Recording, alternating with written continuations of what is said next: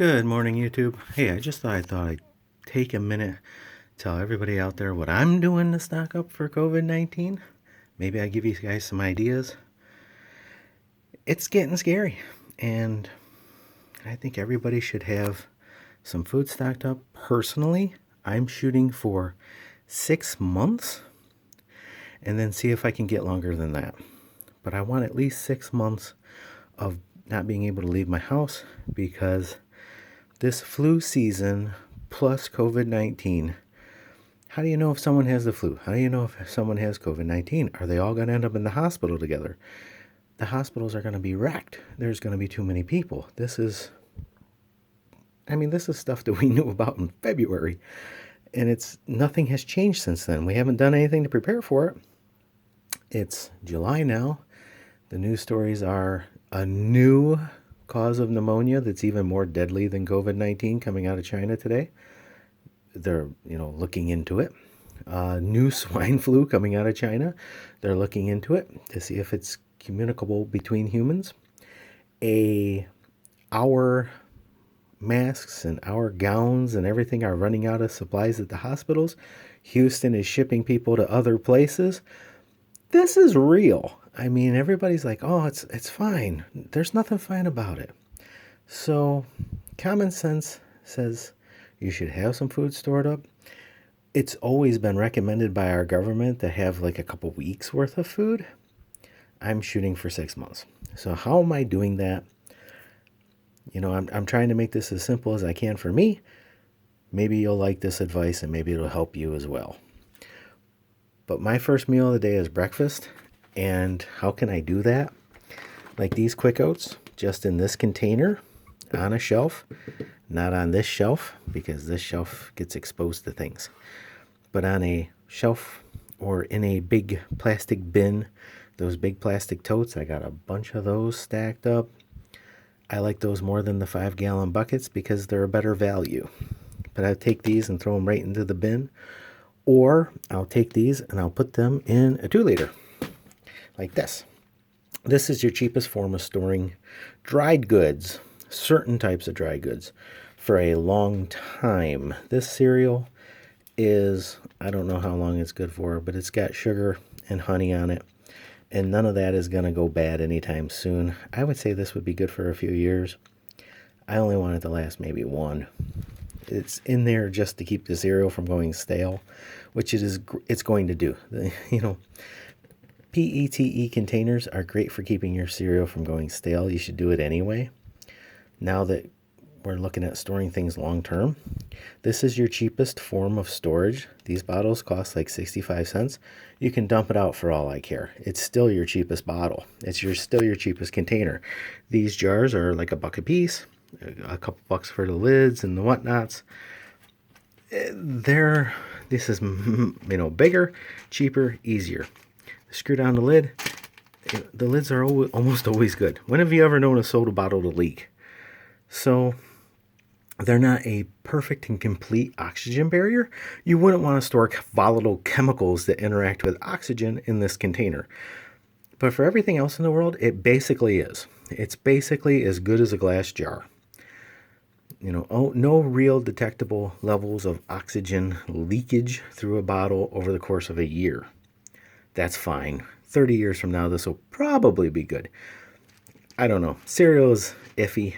Shoot for, at most a few months out of your cereal. I figure that's good for a year. But stuff like these quick oats, I should have gotten rolled oats. Rolled oats last the longest, and you can put rolled oats in a 2-liter bottle with an oxygen absorber. These little guys right here are oxygen absorbers. They're just iron, and they suck the oxygen right out of the air when exposed to it. They rust. So you put an oxygen absorber in there. It takes all the oxygen out of it. You don't have to worry about those things going bad for up to 30 years if you're talking white rice, rolled oats, macaroni. Can last for up to 30 years. So, if you buy a bunch of it, you don't have to worry about it going bad. My breakfast is going to consist of oatmeal. This is Walmart's cheapest brand of Great value. This is the cheapest stuff they have. Number one ingredient, raspberries. Number two, sugar. Sugar is a preservative. That'll make this last longer. Citric acid is a preservative. That'll make this last longer. And pectin is just the jelly. Number one ingredient, raspberries. It's their cheapest stuff. It's probably their healthiest stuff. Musselman's apple butter. This is good for like 3 years. Potentially because these things have such a high sugar content and not a lot else going in them. I mean, apple, sugar, spices, cinnamons, cloves. Potentially, kept down here where it's nice and cool. My average day in my basement's like 60. Nice, dark. They could last forever, possibly. Food for thought. The peanut butter at Walmart. It has sugar, which isn't the greatest in this situation, but peanuts, hydrogenated vegetable oil, and it's fully hydrogenated. Does not have trans fats. Very healthy stuff for a low price. No palm oil. I don't buy anything with palm oil. Period. I'm not going to kill orangutans on my watch. So here's my breakfast. Some days I'm doing fruit and peanut butter. Some days I'm doing chocolate chips and peanut butter. The chocolate chips will last a very long time like this. I don't know how many years. I do not have an oxygen absorber in there. In 6 months, if they're still there, I'll just eat them. Beans. Pinto beans, red beans. I have lentils here. I have chickpeas. I have all the beans. A variety of all of them. These jars are hard to get to seal. They'd have been much better if I'd have put them just in a 2-liter. Of course, loading up the 2 liters with beans is not an easy thing to do. So you're it's getting you both ways. But beans, a lot of people don't like them because they give them gas. They haven't cooked them properly. Beans are mildly toxic. Nobody tells you they're poisonous, but they are. They disrupt your digestive system pretty severely if they're not properly cooked. You soak them overnight. You don't need to do this with lentils because they're small and they soak much quicker. Like an hour soak for these, but for these guys, you soak them overnight, change the water in the morning, soak them again for a few more hours, change the water again. All three boil for 10 minutes. Give them a real good boil. After they've boiled real strong, 10 minutes of a good boil, let them simmer for an hour or two until they're nice and soft. Throw, I don't have any seasoning here to show, but the Knorr's bouillon, chicken and tomato, beef. I really like beef bouillon with my beans. Make it like a soup. I'm telling you, you'll love them. This helps you get to your complete protein. These are the cheapest way to get your complete proteins. When it comes time for lunch and dinner, you're going to want some beans. Can you hear me opening it?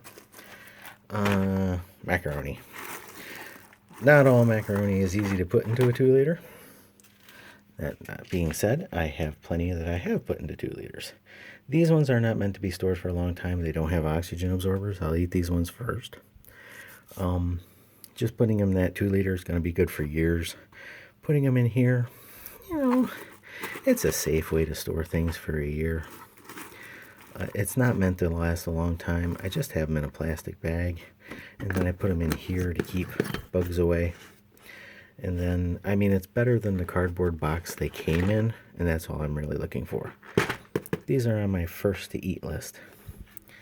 At some point, I may add oxygen absorbers to these guys, and then they'll last for up to 30 years.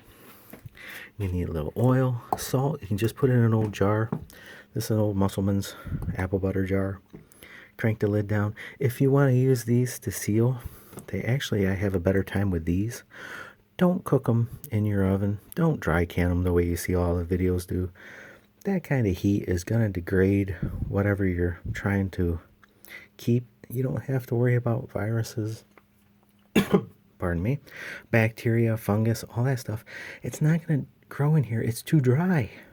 They're dried out. They once they're in that jar, they're fine. They're not going to grow anything. You put an oxygen absorber in there, that's about stopping the oils from breaking down and other things like that, and oxidation. That's not about funguses and everything. It can be about killing off weevils in your rice. The oxygen absorber will kill off the weevils in the rice, but for the most part, these things are too dry to grow anything that would break them down. Feel free to just put them in a jar, cap them off. Don't cook them in the oven to disinfect them. When you do seal them, put your lids on the toaster. Let them get really piping hot. Put them on there real quick, tighten them down. Pot holder, don't burn yourself. That's a great way to get the lid to seal real tight.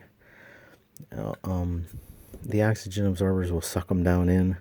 Otherwise, use these ones because you can just crank them down real hard. These, I'd want oxygen absorbers for them. If you don't, keep the bands on, but then that's a really temporary thing. These for 6 months to a year. This jar, on the other hand, it's just salt. It's going to be good forever as long as I keep the moisture out of it, and there's no moisture going to get in there.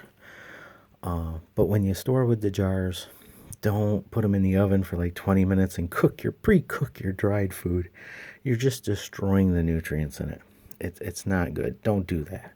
Just heat up the lids, crank them down, throw in an oxygen absorber if you need to. These will last at most like 10 years, and then they get real hard. So you're not storing for a lifetime. But, 10 years of beans on a shelf, not a problem. I can buy 6 months worth of beans and never have to worry about them going spoiled. They're going to be good. Even if I decide halfway through all this that I don't like beans and come back 2 years later, they'll still be good. Tomato sauce. This is good till 2022. It has preservatives and stuff in here. This is a jar. It's sealed. Potentially, 5-10 years from now, if I see that, 5 years from now, if I see that, I'll definitely eat it. 10 years, I'll be wondering. Same with this guy. He's good till next year. So you get a full year and a half out of this guy. Again, 2 years later, I'm sure it'll be fine. The cheese will probably be, it says a year, but it'll probably be good for, 40 or 50. Who knows? Nah, I'm just kidding. That's got fat in it. It won't last. Get a year out of that. The preservatives are doing their job. A year out of this, same thing. The preservatives are doing their job. Stuff with a high fat content, you really want to wonder about. This has oil added to it. The oils will go rancid. No matter what you do, they'll rancid. Whatever. Canned goods, they're good for a couple years. Sealed, potentially good for much longer. Personally, I got these two out because I love Walmart's Italian stewed tomatoes with a can of spinach. Just mix the two together. It's so good like that. They're so good. But you can see now, for lunch and dinner, I'm having beans with macaroni. I'm having beans with white rice. And I got flavors for them. And there you go. There's my day. Breakfast, lunch, dinner. Is it boring after a while? I'm sure it will be. But I can live a good long while because I can keep changing how I do them. Mix them up, keep them interesting. Some days I'm having veggies with my beans. There's my lunch. Then I'm having macaroni with cheese and beans. And there's my dinner. Mix them up. Salsa and some dirty rice. I have dirty rice around here. There you go. Pink salmon for, times get different. Be careful of tuna fish. You eat more than they can in a week, and you're talking mercury poison here. Pink salmon. There you go. You're not going to get mercury poison from chicken. So you can go with a chicken breast. Creamy basil. All these things. A can of spinach plus corn chowder is delicious. A can of spinach plus broccoli and cheese potato is delicious. A can of spinach plus broccoli and cheese. This stuff is so good. Can of spinach, broccoli and cheese, macaroni. You got a meal. A little variety goes a long way. Vienna sausages. I have no idea what these are. I'm a vegetarian. I buy them for other people. I do flavor my food. I can't get away from chicken flavoring. But for the most part, yeah, I'm not eating the sausages. I'm not, no. But other people in my family are all about the clam chowder. I have no earthly idea what that stuff tastes like, but I got it. They will eat it. Garlic doesn't last forever, but I have family members with feeding tubes, and this helps to keep their tubes from clogging. And this is good until 22.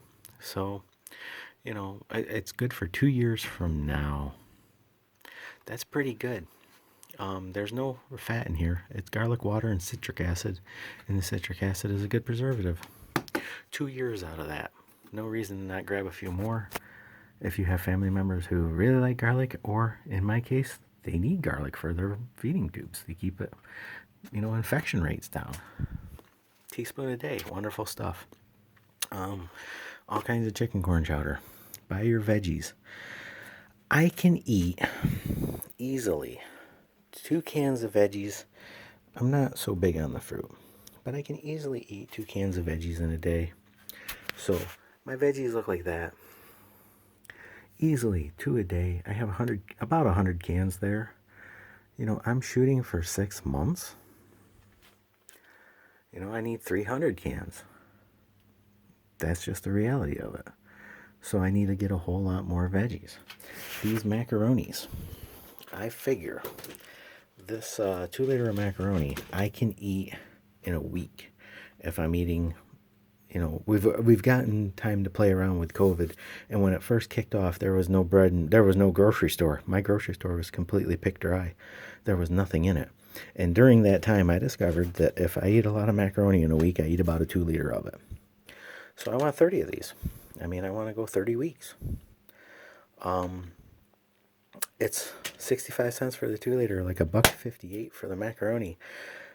For 2.25, we'll say.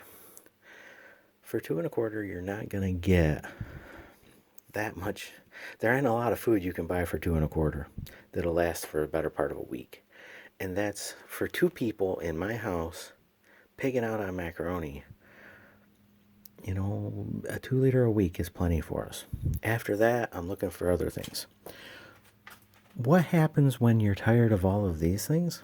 Start buying stuff that, of similar nature, but not quite. I got a lot of white rice. I can make rice meals. I like these guys. Rice and pasta chicken, creamy chicken, whatever. It's just different enough to be different. When you just want something that's just different enough, I have all kinds of flavors of these. I put them in the plastic bag. I put them into a plastic tote after that. These are good for, yeah, of course, it's not going to tell me. But let's say they're good for a year. Let's say a year just for the sake of this conversation. Putting them in the plastic bag, is it going to greatly extend their life? Probably not. Is it going to help extend their life? Absolutely. So, this is a basement. Now by putting them in here, I know that they're being protected against moisture. I know that they're going to be fine when I come and open them up. It's that little bit extra that you want to do to protect your stuff. Everything should be up off the ground. My next goal, I'm running the humidifier today, and then I'm testing paint, and I'm going to see, I wanted to see how well I could mix it down. It's not working well. I have paint for painting my basement. I'm going to paint my basement. I'm going to paint the rafters. I'm going to paint everything that I can paint down here. That's my next goal. You can see I got rice hanging over there. That has to go into a bin of some sort. That was emergency. Got it at Walmart. They had a 20-pound bag, and I bought a 20-pound bag, and I didn't know what to do with it. And later on, I got the 2 liters. I didn't know how to do any of this stuff. But when that first came through, admittedly, I started stocking up a month before everybody else did. So I had access to rice. But that one first week there, when we all realized that we were in a lot of trouble, my grocery store went completely empty. Completely empty. There was nothing. Forget the people like, oh, the toilet paper ran out. No, I'm upstate New York. We ran out of every damn thing. And even now, like veggies. They're out of mixed veggies. They have medley. You can have 3 cans at most. Corn, you're limited to 3. They're out of most of the tomato stuff. They got spinach again. These you're limited to, I think, 3. I think you're limited to 3 of these. But they're limiting the cans you have access to, and a lot of it is sold out. Progresso soup? Forget about it. At my Walmart, I mean, like, I want to say 60 to 70% of the varieties are sold out. I mean, you get what they have. There's no more creamy tomato penne. So I'll be cooking penne and throwing it in there because it's one of my favorite things. But at least I can get creamy tomato and basil. And you got to do what you got to do. You might say to yourself, I'm not real big on that kind of soup. I don't know if I like broccoli and my chicken potato. I don't know. It's different. Buy some. At least buy 5 cans. Because, even if you're not really big on it, you can still eat it later on. Do what you can. Get what you can. But yeah, I need 30 of these. Probably have them between the macaroni and the rice. I probably have 30 bottles, so I'm not worrying about these aren't big on my list of things to get. I could stand some more chocolate chips. Peanut butter, they say, have 16 jars of it. That sounds about right to me. I can eat about a jar every other week, so 16 of them should get me my 6 months.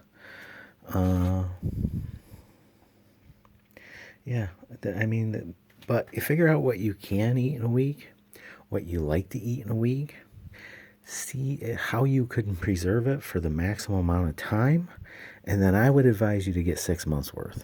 That would be my advice. I have 6 months worth of quick oats, or rolled oats. I only have a few of these quick oats. I don't know what to do with them. I'm going to eat them first, so I don't have to store them up. These will be eaten first. The rolled oats, they're all with oxygen absorbers in 2 liters. I'm not a fan of this container.